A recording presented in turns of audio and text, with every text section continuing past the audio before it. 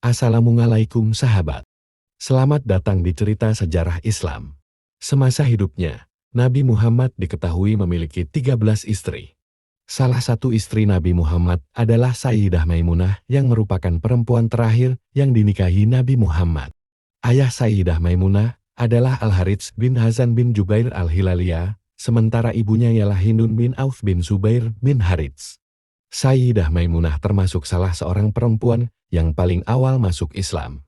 Diriwayatkan, Sayyidah Maimunah awalnya memiliki nama Bara, lalu Nabi Muhammad menggantinya dengan Maimunah setelah menikahinya. Arti dari Maimunah ini adalah impian, harapan, dan keberkahan. Nabi Muhammad bukanlah suami pertama Sayyidah Maimunah. Ia sebelumnya pernah menikah dengan Mas'ud bin Amr al-Saqafi sebelum memeluk Islam. Keduanya kemudian bercerai. Lalu Maimunah menikah lagi dengan Abu Ram bin Abdul Uzza dari Bani Amir bin Lu'ay. Lalu Maimunah kembali menjanda setelah sang suami meninggal dunia.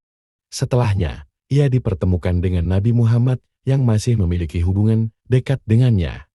Saudari Sayyidah Maimunah yaitu Lubabah Al-Kubra adalah istri paman Nabi Muhammad, Abbas bin Abdul Muthalib. Lubabah Al-Kubra merupakan perempuan kedua yang masuk Islam setelah Sayyidah Khadijah. Sayyidah Maimunah termasuk orang yang sangat mengagumi dan menghormati Nabi Muhammad.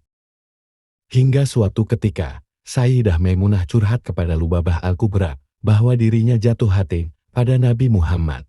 Dia siap manakala Nabi Muhammad mempersuntingnya.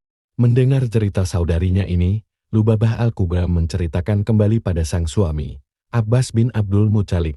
Lalu, Abbas meneruskan informasi itu kepada Nabi Muhammad. Gayung pun bersambut.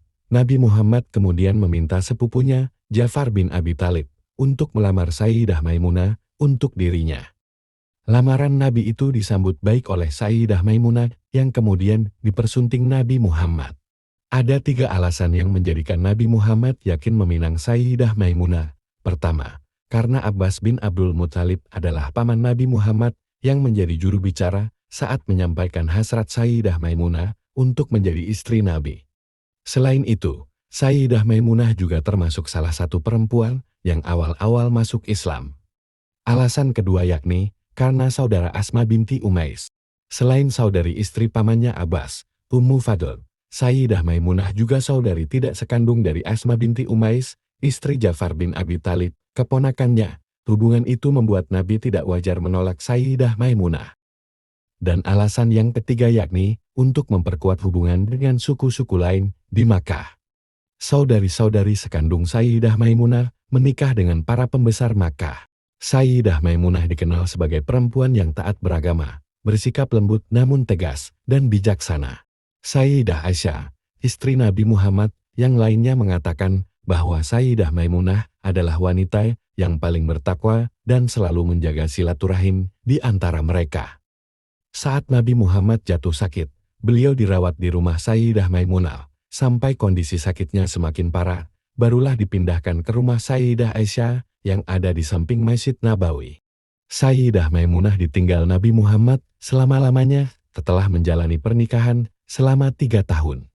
Beberapa istri Nabi Muhammad dikenal sebagai periwayatan hadis. Sayyidah Maimunah termasuk yang paling banyak meriwayatkan hadis, meskipun Sayyidah Aisyah dan Sayyidah Ummu Salamah juga banyak meriwayatkan hadis Rasulullah.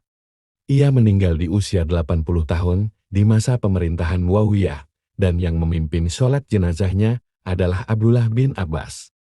Sayyidah Maimunah dimakamkan di Saraf, sesuai dengan permintaannya. Lokasi ini memiliki kenangan manis antara ia dan Nabi Muhammad karena menjadi tempat bulan madu sebelum menuju Madinah.